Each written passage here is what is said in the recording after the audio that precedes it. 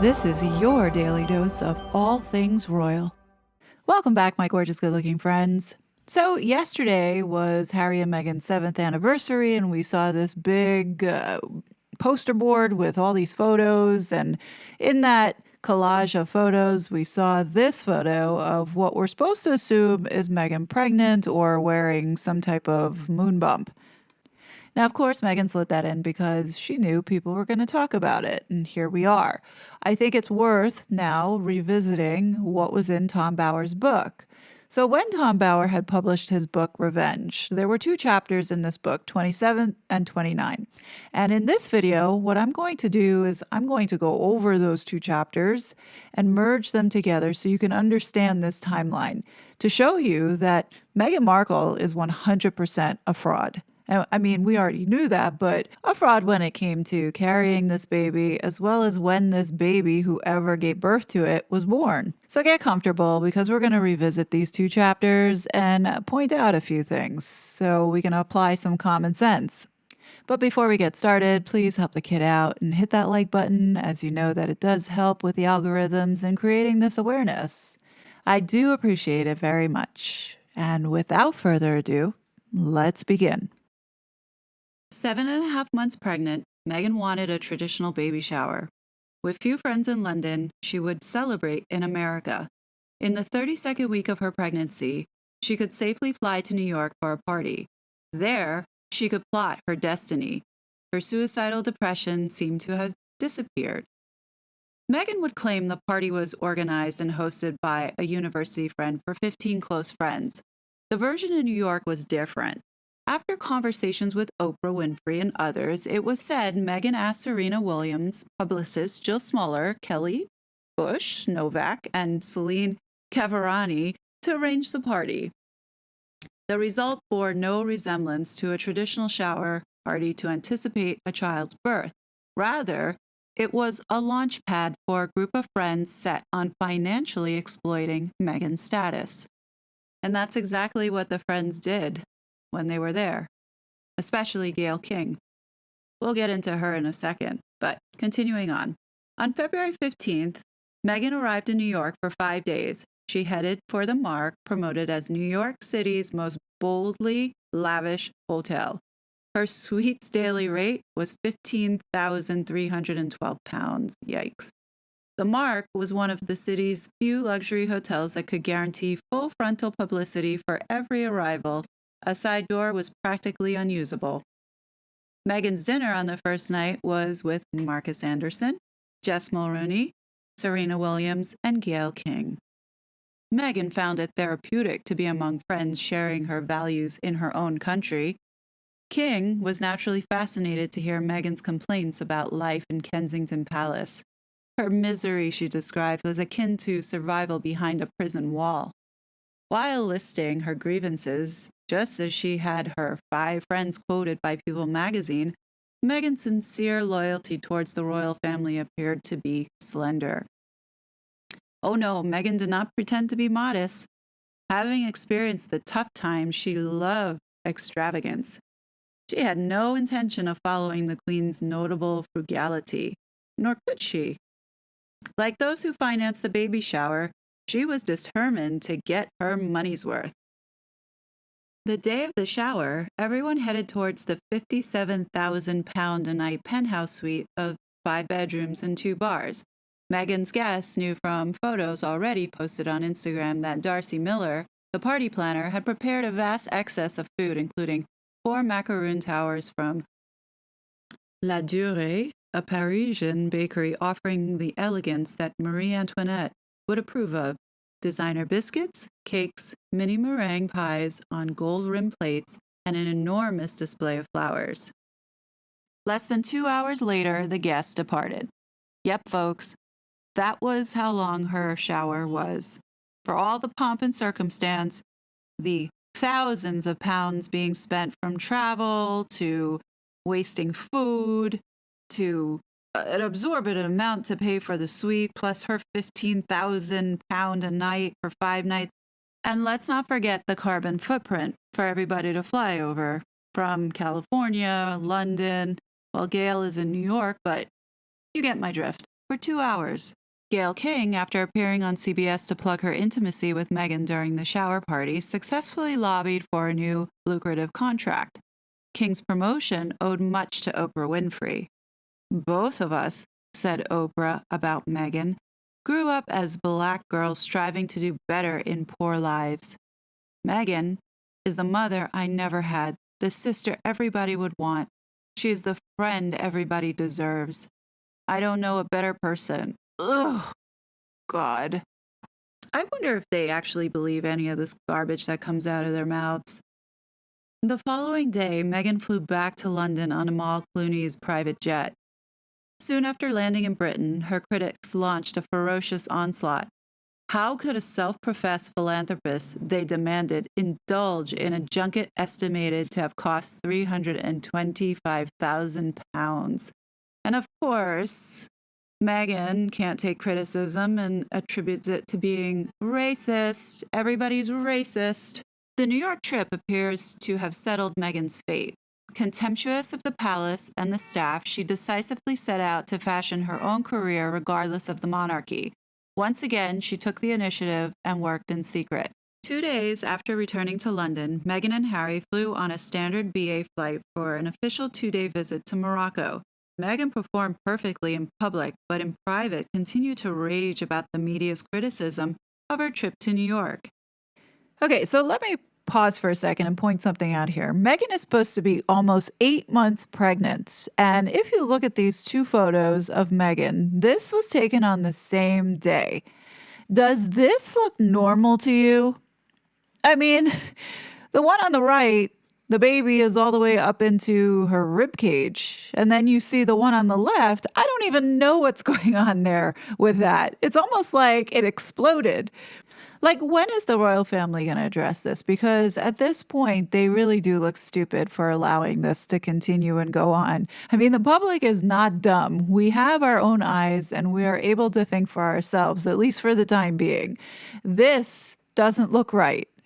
Meghan honestly thought that she could censor all of us to stop talking about this. And I do believe that when all of this was going down, as far as people getting demonetized and suspended off of social media, Harry and Meghan honestly thought that they were going to get away with it. But since it has been exposed that the Biden administration was colluding with social media companies to censor Americans, YouTube appears to be in cover your ass mode. So I'm not worried at this moment for getting taken down for talking about what I believe is a prosthetic. Now, just a small little heads up to the Sussex team that's watching this channel, and you know who you are.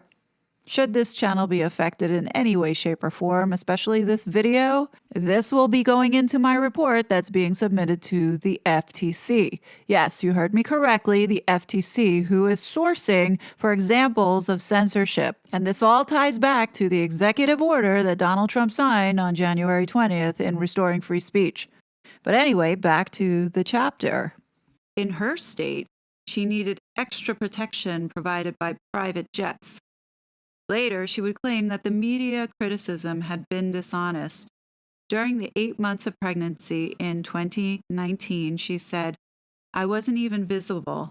I was on maternity leave or with a baby." She would forget about her trips to New York and Morocco. Okay, so keep that in your mind. The Sussex's Instagram account announced Harry's dynamic, multi-party documentary series with Oprah Winfrey on mental health. And we know that that's the me you can't see. The truth was out now. Meghan had committed herself and Harry to Oprah Winfrey. The Californian TV star had good reason to believe she was finally in control. The exclusivity demanded by Oprah Winfrey matched Meghan's and Harry's mood for retaliation against the royal family, the media, and the British public. To build up Meghan's profile in America, Oprah Winfrey and Gail King had an exclusive agreement with Meghan to produce a glowing CBS TV documentary about her first year of marriage. It would be transmitted at peak time soon after the birth of her baby. In exchange, Meghan guaranteed that no other TV network would get access to her or the child. The strategy, kept tightly secret, was fully supported by Sunshine Sachs. The tripartite American agreement came under the headline labeled privacy. Harry agreed that Buckingham Palace be given no choice. CBS would be given the exclusive rights to film the Queen being introduced to baby Archie. The birth and the aftermath would signal the Sussexes' break from the palace. In mid-April, Sarah Latham, their new spokeswoman, announced that the Sussexes would keep the plans around the arrival of their baby private. Not only would the hospital be kept secret, but even the identity of the godparents would remain undisclosed. On cue, Oprah Winfrey supported the Sussexes' unprecedented decisions. Meghan, she pronounced, would start her family in a different way than it's been done for more than 1,000 years. That was true. By tradition, royal births were always a cause for national celebration, and also the publicity accompanying royal births had always been essential to establish the newborn's legitimacy. Inevitably, the Sussexes' decision reignited controversy. Some were sympathetic to the Sussexes' self-protection from the hazards of fame. Others were perplexed how privacy matched the Sussexes' agenda of modernizing and serving the people. Few understood the Sussexes' definition of privacy. For the couple, privacy did not mean remaining secret and unseen. Rather, it meant enforcing total control over their images and the accompanying narrative. If that strategy upset the palace and tore up the royal rulebook, that was a bonus. Meghan's original plan was to have a home birth, helped by her mother. For a 37-year-old, there was an element of risk in that. Once her baby was overdue, the plan was ditched. On May 5th, Meghan was driven at speed from Frogmore to Portland Hospital, a private clinic in central London. At 5:26 a.m. on May 6th, Archie Harrison Mountbatten Windsor was born. The deception started immediately. Remember I said when I first started the chapter, 7.5 months pregnant, in the 32nd week of her pregnancy. This shower was on February 15th. You're following where I'm going with this. It's about 40 weeks it takes to gestate a baby. I've read anything over 42 weeks puts the child's life in danger. So a lot of times doctors induce labor when it gets to that point. Being that she was 32 weeks in February on the 15th, add 10 more weeks to that, because I'm going to give her the benefit of the doubt, that would put her in at April 26th. Archie was not born on May 6th. It's impossible. And I'll tell you why. The deal that Meghan made with the devil, Oprah and Gail King, and Sunshine Sachs, Tom Bauer's wording is very specific. So, this paragraph where he says, Meghan's original plan was to have a home birth helped by her mother. For a 37-year-old, there was an element of risk in that. One, he's already saying she's an old woman. Okay, there's the risk. He then says once her baby was overdue. I don't know how it is over in the UK, but in the US, we wouldn't say Meghan's baby was overdue. We would say Meghan is overdue, meaning overdue to give birth. So that sentence alone tells me that, okay, the woman that's carrying Meghan's baby was overdue. Do you follow with what I'm saying? Also, Meghan never talked about her water breaking or being in labor or how many hours. Nothing. Finding Freedom discussed nothing. In fact, Finding Freedom made it a point to say that Meghan had her baby, but it was not via cesarean. The next sentence that Tom states makes a lot of sense now. On May 5th, Meghan was driven at speed from Frogmore to Portland Hospital, a private clinic in central London. Why was she taken at high speed? Didn't say that she was in labor, didn't say that her water broke, nothing. Why was she taken at high speed? And actually, if she was overdue and she wasn't in labor and she had to go to the hospital to be induced, let's say, you wouldn't be speeding to the hospital, especially at that hour at night. And Tom Bauer is right. The deception did start immediately because the child was not born on the 6th. And it now confirms that she was 100% lying in Finding Freedom. Well, we know this, but especially around the birth, the story is now proven to be false. She could not have had or The child could not have been born at 5:30 if technically she gave birth to it out of her body and be home by 9:30 that morning. Less than 4 hours after giving birth. Absolutely not. No hospital would have discharged her that quickly. Meghan purposely wanted to make Buckingham Palace look stupid and make the family look stupid. And I can't believe that Harry has been scheming and plotting since 2018 about this. They exploited the birth of this child for money. Tom Bauer then writes, at 2 p.m., just over 8 hours after Archie was born, Buckingham Palace announced that Meghan had gone into labor. 20 minutes later, at 2:20 p.m., his birth was announced on the Sussex Instagram site. How tacky is this woman? Realizing they had been fooled, Buckingham Palace officials caught up a few minutes later with a formal announcement. Her Royal Highness, the Duchess of Scamming, was safely delivered of a son at 5:26 a.m. The baby weighs 7 pounds 3 ounces. The Duke of Sussex was present for the birth. By then, the Sussexes and baby were back in Frogmore. Meghan was in total control.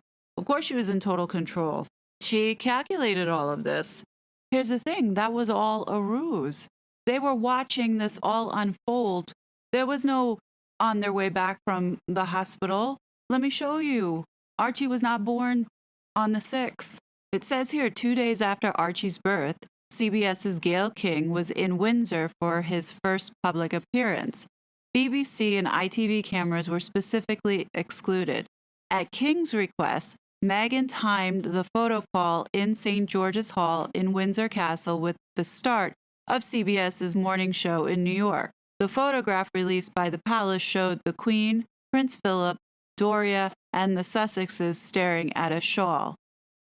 Neither CBS nor the single photographer present were allowed to record Archie's face. Let's break down this paragraph so you can see where I'm going with this. It says 2 days after Archie's birth. It doesn't say 2 days after on May 8th or, it does not reference. It could be 2 days after April 24th or 2 days after April 26th. So then it says CBS's Gail King was in Windsor for his first public appearance, meaning going outside. That means Gail was physically in London. So the question is, was Gail in London on May 6th or May 8th during that time when allegedly Archie was born?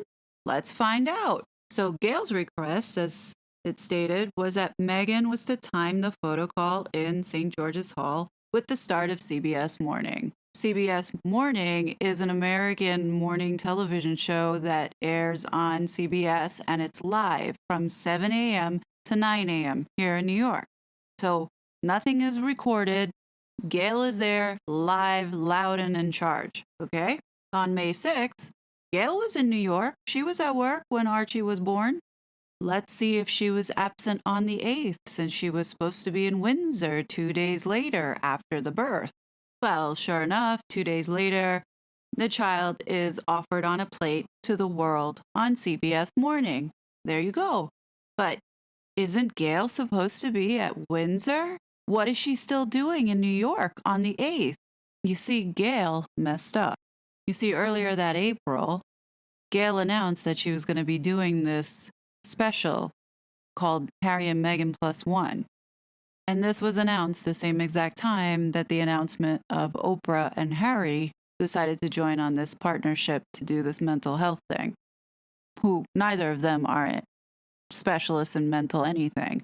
They said it was coincidental. No, now we know the backstory. This was all carefully orchestrated with this press piece by Sunshine Sachs, most likely. On April 23rd, Gail is seen at the Time 100 Gala, where she speaks to Hola magazine and tells them that she's going to be going to London the following week, which gives the indication that she knew when the baby was coming or possibly already there. So when did Gail go to London? Let me show you.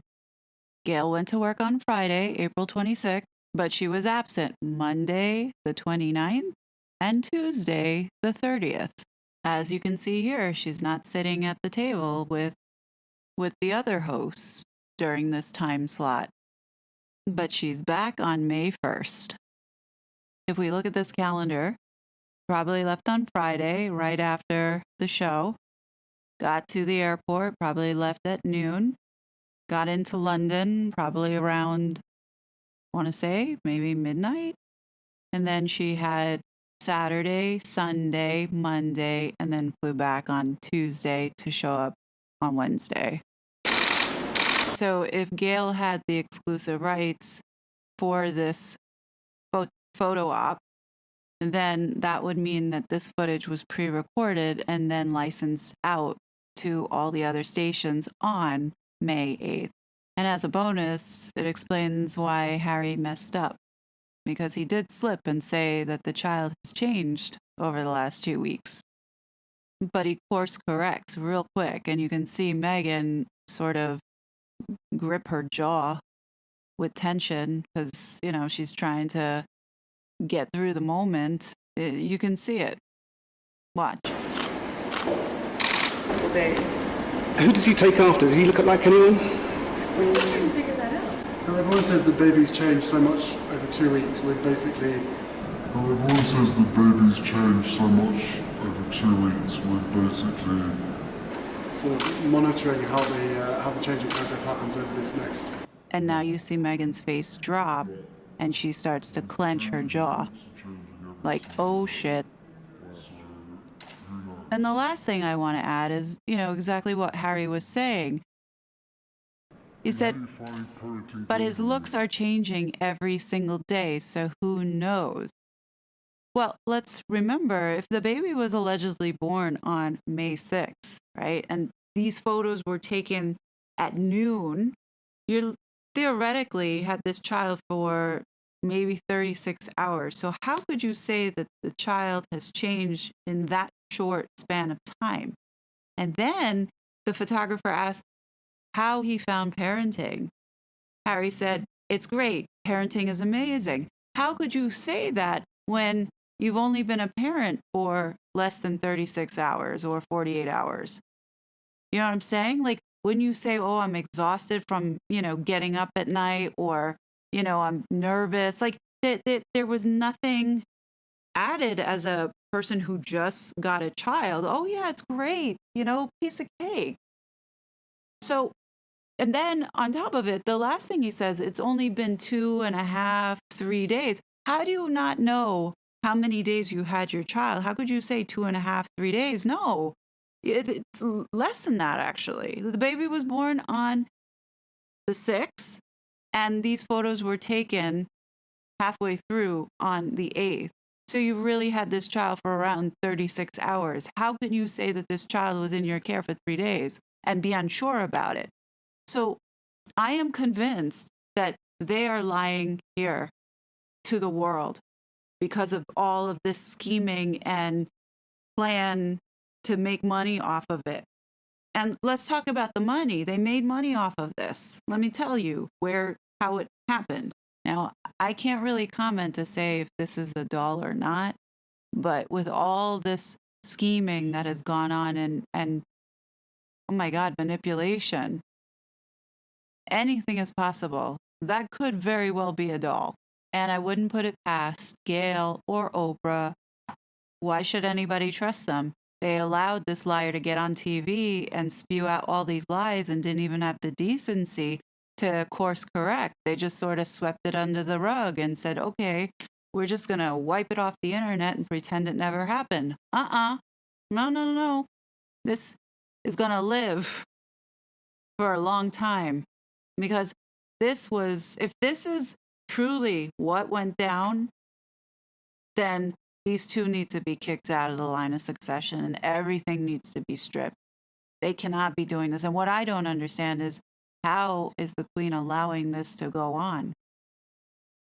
So if they got their footage towards the end of the month, they had to edit it and then plan as you can see, there was that Harry and Meghan +1, which they had to publicize it.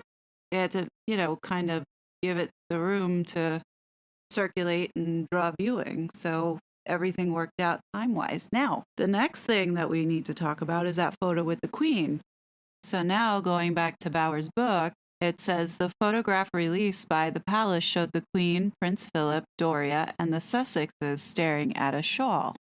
Does anybody think that the Queen would allow Gail to go in and take these photos, especially when earlier in the chapter it said Harry agreed that Buckingham Palace be given no choice.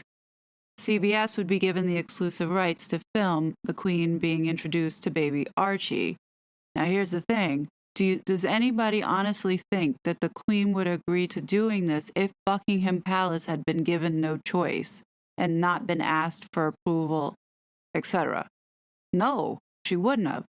So, going back to saying that they had this picture of the Queen looking at a shawl, it possibly could be it because, I hate to say it, but there could be some photo manipulation here. And, a lot of people said that they checked the photo out and that, they didn't find anything Photoshop wise. I think it's highly possible that CBS could have had their graphic designers, these highly skilled people who specialize in this kind of stuff, these effects, to somehow superimpose the child into the shawl. I'm just throwing that out there as ideas. If CBS is involved and has the exclusive rights, they definitely have the talent to be able to professionally alter a photo and make it look, like it's an original. And that's just my opinion. So if Meghan and Harry had been scheming with Oprah since November of 2018, that means that they got paid for this, and they also got paid for the special that Gail did, the 1 hour Harry and Meghan +1. So they had this money, and I don't think that they could have been taking the money while they were working as royals, because I think that's sort of against I don't think you can do that. If you're out there and you know the answer to this, please let me know. But I'll show you what I think happened. So I went to Company's house and I was just, perusing around, and I was looking into Travelist way back when, kind of understanding the organization and what its deal is. And this is what I found when I ran a search. Now, it says that Harry and Meghan were talking to Oprah in November of 2018. Well, what a coincidence that CBS sets up shop here in November of 2018. And the registered office, the same location, is the same place that Travelist is registered under. So could this have been the way that Harry was able to funnel out money to go to the US? Because if you notice, when Travelist was set up, it was right after Megxit. I believe their last day as a working royal was March 31st. So that would make sense. April 3rd, right smack dab, as soon as they got out, they had this public company set up, which it's not a non-for-profit. It is a for-profit.